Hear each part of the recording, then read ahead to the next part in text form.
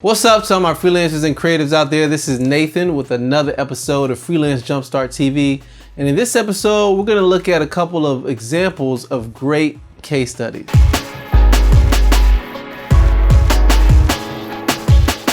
If you haven't noticed, for the last videos, we've been traveling on a mini-series about crafting a portfolio and talking through how having a portfolio can draw in the right type of clients you need. So we first started with the video talking about why you need a portfolio, the fact that a portfolio really gives you the opportunity to take control and tell your own story of your expertise, and that you want to have a portfolio that reflects not only what you're proud of, but also represents the type of work you want to do in the future.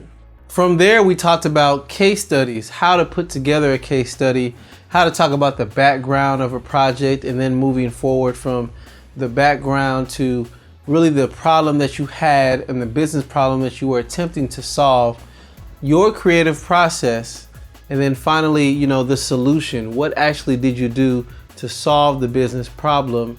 And, what were the results of that? Of course, you solved the problem, but what type of quantifiable results did it produce? The next video from there, we covered client testimonials. So it's not enough just to write a case study.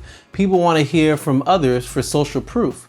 So as a part of your portfolio and crafting case studies, you need to include client testimonies. The most recent video we did following that up was about before and after photos, to utilize visual elements in your portfolio and visual elements when crafting a case study, but also to show some comparisons, show where you started and also show where you finished.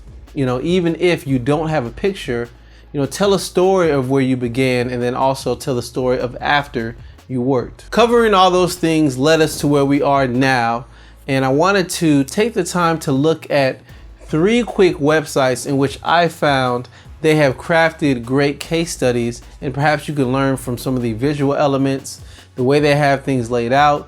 And I saw some commonalities. So, meet me back on my computer, and we are going to walk through what these 3 great case studies are. So the first case study we're going to look at really comes from a website called crew.co, and Crew's whole setup is the fact that they use curated web developers and curated freelancers to get work done. So if you have a project you're working on and you need some work done, and you want the people you're working with to be vetted, to be tested, to be quality, you'd come to Crew.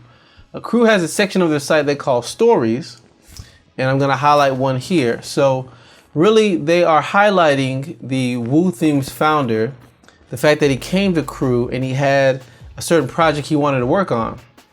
But I'm just going to scroll through just so you can see how it's laid out. And then we're going to go to the top and talk through it. So, first, they decided to focus on some imagery of the individual they're serving. So they have him here. And then they went ahead and set the story out. So they really took the position of telling a story instead of just talking about what they did. So first they capture why he came, what project he had going on, and what his goals were. And they call them out right here. So they talk about the process of how they, went through and talked to different people, and the freelancer the person was even working with.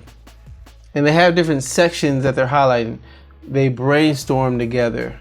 They went through and they had different phases. And, phase 1, 2, 3, and then the final results. Also, you can see the visual elements on here. They're showing you, the work that was done. Not only that, but they chose to sprinkle through client testimonials throughout the whole thing. So you see it at the top, you see it to the left, and you see it on the bottom. So they have pretty much most of the elements I highlighted. They have the nice visual elements. They created a before and after. They're telling a story. They're talking about the process and the creative process, and they have a client testimony. So pretty much they've done what they're supposed to do. So if you wanted to see this story, you can go to Crew, which is crew.co, and you can look at their stories and see different things. Just as a quicker way to get there, you can go to stories.crew.co, and you can see the different stories they have. So moving on from there, there is a company, they're in Canada, called Paperleaf. And Paperleaf really, when you first get to their page, they're trying to catch you visually, which is half of the point, because they're highlighting something that they did for a service called Clutter. And the whole thing was visual identity and creating an app. So the whole goal of what they're showing you, they want to get your attention visually. So I'm just going to scroll through once again, and then we'll, walk through what's laid out here. All right, that's it. So just going through and talking through this, again, they tell you what this is about. It was for Clutter, and they say specifically off the bat, we're working on visuals and we're working on an app for an iPhone, namely. And they show you a preview of the end result of what they did. But then they start talking about the summary and walking through, that the fact they had a challenge, there was something that they were given that they had to overcome, and they walked through that. But then they immediately jump to the solution. So they didn't go through all the specific process and content, but they did set up the before, and then they did set up the after. So that's good from that perspective. They also talk about the actual work they did. I like how they have this laid out because it shows it's not just one big package. There were many elements that went into accomplishing this task for the person. Now, they also mentioned they did a visual identity, so I can see they have a logo here and some imagery and some colors of what it would look like if it was on, some type of company vehicle. So they did a great job with that. Here are a little more details behind the visual identity.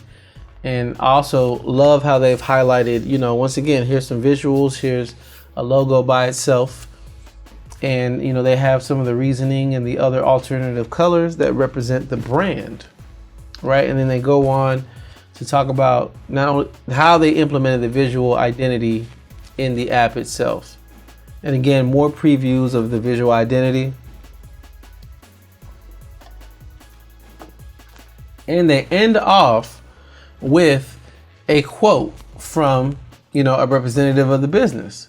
So they pretty much had the elements that we needed to see, the background, the process, anything that they had to solve for, overcome, the solution, but also they did a great job highlighting just visually.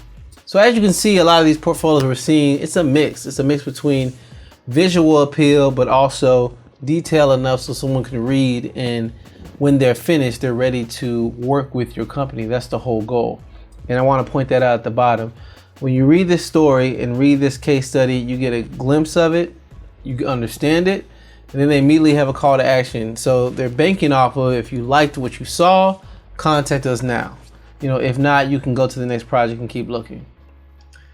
And the last case study here is from Grain and Mortar. You can go to grainandmortar.com, click on work, and you can see a number of the things that they've done. They've changed their website different ways. I've kept up with them throughout the years, but they always do great work. And no matter what they change or rearrange their website to, they always stay organized. So just to call this out from the beginning, you can see at the top, this is more than likely the project they worked on. It's the end product, and they're going to walk through how they got there. So something called Beep. And here they talk about what they had to do to increase the brand and make it better. So here's the logo. Here's some colors that you could work with. I like how it's moving. It's going to catch my eye. Going from there, they're explaining how they had to work on a new product, and it took some level of illustration for it. And they have examples of that. Then going from there, they have the actual product and how it looks and some product photos.